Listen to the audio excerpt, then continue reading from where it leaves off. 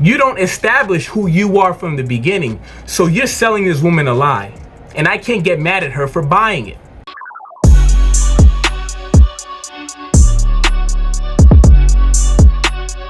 Yo, what's going on, family? It's your boy Bolo, and I'm coming to you with another video for educational purposes only. Today, we're going to talk about this clip that I seen on the Whatever podcast. Shouts to them. I think they do a decent job. They're a more tame version of the Fresh and Fit, a little bit more realistic. But they're going to talk about happiness and why a woman's happiness is the determining factor to why they initiate divorces, which is 1,000% true. But there's a multi-layered answer to this. Not going to say I have all the answers, but I do think I have a couple reasons why, underlying reasons. But let's get into the video. Seen the research today. Some additional research came out that said 54% of women cheat because they're unhappy, and I just want to point on that unhappiness that leads to women cheating, and then essentially women cheat to get out of relationships. That just speaks to how unstable that marriages typically are. Yeah, and there's a couple reasons for that. One, we live in a society where the credo is the pursuit of happiness. Do what makes you happy. And people do not realize how damaging that actually is. A lot of people out here are functioning drug addicts on a lower level. Not if they're like heroin level, but they are. Because happiness is a feeling, right? That's what happiness is a feeling, and it goes away. It's dopamine or whatever, endorphins, and it brings you back down. You experience a high, then you come back down. If you think you are supposed to feel like that all the time, you will experience nothing but disappointment. Ladies, I'm speaking to you. The pursuit of happiness is unrealistic. There is no way to always be happy. I need you to be clear. I need that to be clear to you. You should be chasing contentness. And the happiness, it comes and you enjoy it when it's there. You have a roof over your head? Check. Can you go enjoy yourself with your friends? Check. You have your health? Check. Is your family okay? Check. You got a full tummy? Check. You covered all the baselines. You should be good. But because you don't get that high again, now you're unhappy. You think things are going wrong. It's not. We are humans, and one of our biggest faults is the pursuit of more. And that's with everything, not just happiness. If you eat the same food, even if you like it, at some point it's going to get a little stale. You're going to need a little something else to give you that same feeling, right? If you take drugs, at some point you're going to need more of it, a more potent version, or you might need to go to a whole new drug to give you that same high that you felt from before, correct? Same thing with this. You cannot rely on that happiness, that high of when you first meet and everything's exciting and new.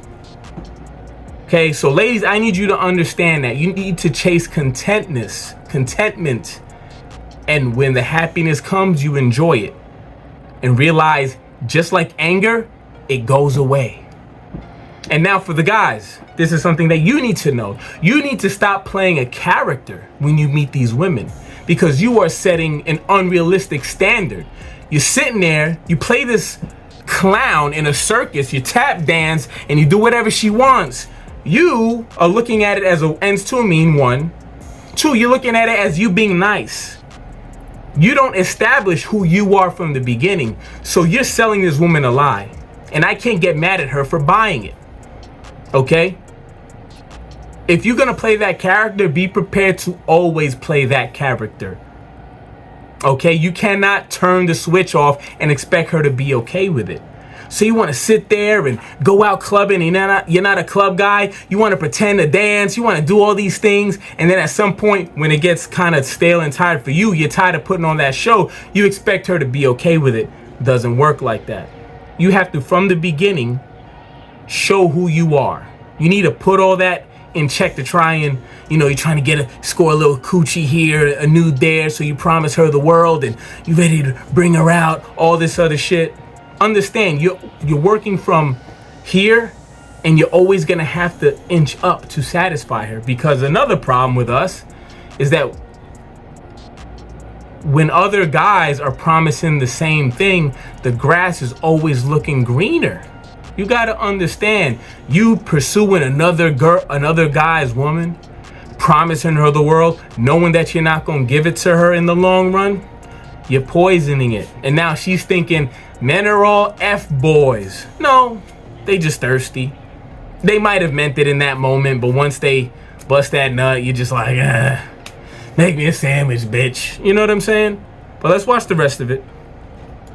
And how they operate on the woman's emotions, because women initiate divorce at a higher rate than men do. So that commitment that's made for sickness and in health till death do us part, that commitment is supposed to be honored. So when a woman feels that she doesn't love her husband anymore, also, you're supposed to honor it. First off, there is no saying a woman's word. No offense, ladies, but your word is worth jack shit. And guys, you need to understand a woman's words ain't worth shit. It isn't. No one's ever said, you know, even women, they don't say, you've got my word. Like, come on, man. They don't say stuff like that because no one looks at them to be loyal. And I'll put it to you in another way. When a guy turns his back on his homeboys, that's what's mentioned. It's like, damn, he's a rat. He's a snake. Because loyalty and honor amongst men is expected. It's only mentioned when a woman is loyal because we actually expect the opposite. It's always like, yeah, she stood by him. Yeah, she's a down ass bitch. She stood by that dude the whole time. She was actually faithful, because you're thinking you expect her to run off. You don't expect her to stick around, because we know inherently that's not in their character. They are the weaker sex. When their men got, you know, when invaders came in and conquered, how many women do you think said, take me with them, chop my head off? No, there was like, I guess I'm your wife. Guess I'm gonna have your babies. Okay, so you have to understand the difference. This guy's talking about it needs to be honored. You cannot expect honor from a woman, bro. That's the last thing you should be expecting. If you get it, you got a real one. And you need to treat her that way. But do not expect that, because that's expected in men. When men aren't loyal, it's looked at as disappointment. When women aren't loyal, it's looked at as, I mean, what'd you expect, homie? You know what I mean? But yeah, man, just let me know what your thoughts in the comments below about this whole situation. Do you think I'm right? Do you think I'm full of it? Yeah, I just think guys need to take power back and realize that if we are in our right mind, we set all the trends, we set everything.